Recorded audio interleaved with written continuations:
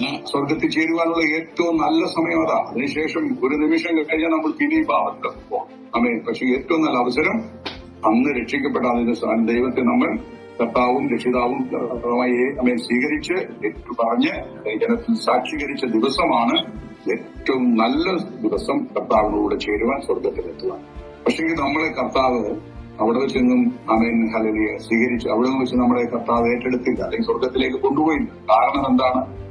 നമ്മളെ കർത്താവ് സ്വർഗത്തിൽ കൊണ്ടുപോകും. തീർച്ചയായിട്ടും സ്വർഗത്തിലേക്കാണ് നമ്മുടെ ലക്ഷ്യം. അത് മാത്രമാണ് നമ്മുടെ പ്രത്യാശ.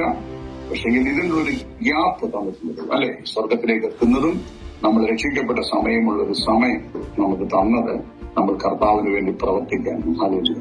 ഇത് നമുക്ക് തന്നിരിക്കുന്നത് നമ്മൾ പ്രയോജനപ്പെടുത്തേണ്ട ഒരു കാലഘട്ടമാണ്. നമ്മുടെ രക്ഷയുടെ സമയം മുതൽ കർത്താവ് നമ്മെ വിളിക്കുന്ന സമയം വരെയുള്ള ഈ ഒരു കാലഘട്ടം ദൈവം നമുക്ക് തന്നിരിക്കുന്നത് നമ്മൾ ചുമ്മാതെ നമ്മെ എങ്ങനെയെങ്കിലും അങ്ങ് കടന്നു പോകാനല്ല, സ്വർഗത്തിലേക്ക് നോക്കി അല്ലെങ്കിൽ സ്വർഗം സ്വപ്നം കണ്ടിരിപ്പാനല്ല, നമ്മളിവിടെ പ്രവർത്തിക്കേണ്ടതുണ്ട്. ഹല്ലേലൂയ. കർത്താവിന് വേണ്ടി നാം പ്രവർത്തിക്കേണ്ടതുണ്ട്. കർത്താവിന് വേണ്ടി നാം അത്യധ്വാനം ചെയ്യേണ്ടത്. അതിനു വേണ്ടിയിട്ടാണ് നമ്മളെ ജീവനോടെ കർത്താവ് ഈ ഭൂമിയിൽ സൃഷ്ടിച്ചിരിക്കുന്നത്. ഹല്ലേലൂയ. അതുകൊണ്ട് ലക്ഷ്യം മറന്ന് അല്ല നമ്മൾ പോകേണ്ടത്. തീർച്ചയായിട്ടും കർത്താവ് നമ്മെ ഏൽപ്പിച്ചിരിക്കുന്ന വലിയൊരു നിയോഗമുണ്ട്. ഹല്ലേലൂയ. വലിയൊരു കർത്താവിന്റെ ഒരു നിയോഗം നമ്മുടെ മേലുണ്ട്. ഹല്ലേലൂയ. അതുകൊണ്ട് അത് അവൻ അറിഞ്ഞായിരിക്കണം നമ്മുടെ ക്രിസ്തീയ ജീവിതത്തെ ഹല്ലേലൂയ നാം ക്രമപ്പെടുത്തുക. ഞാൻ ആദ്യം പ്രാർത്ഥനയിൽ പറഞ്ഞതുപോലെ ദൈവത്തിന് നമ്മെക്കുറിച്ച് ഓരോരുത്തരെ കുറിച്ചും വലിയ പ്രതീക്ഷകളുണ്ട്. ഹല്ലേലൂയ.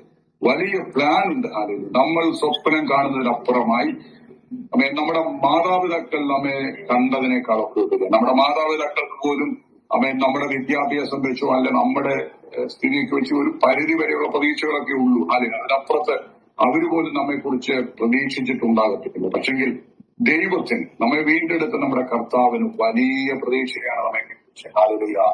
അവൻ വലിയ പ്രതീക്ഷയാണ്. അല്ലെങ്കിൽ ഒരു മനുഷ്യന്റെയും മനസ്സിൽ തോന്നാത്ത, ഒരു മനുഷ്യന്റെയും ഹൃദയത്തിൽ ചിന്തിക്കാത്ത അവൻ വലിയ പ്രതീക്ഷയാണ് എന്നെയും നിങ്ങളെ കുറിച്ചുള്ളത്. എത്ര പേർക്ക് അതിൽ സന്തോഷമുണ്ട്?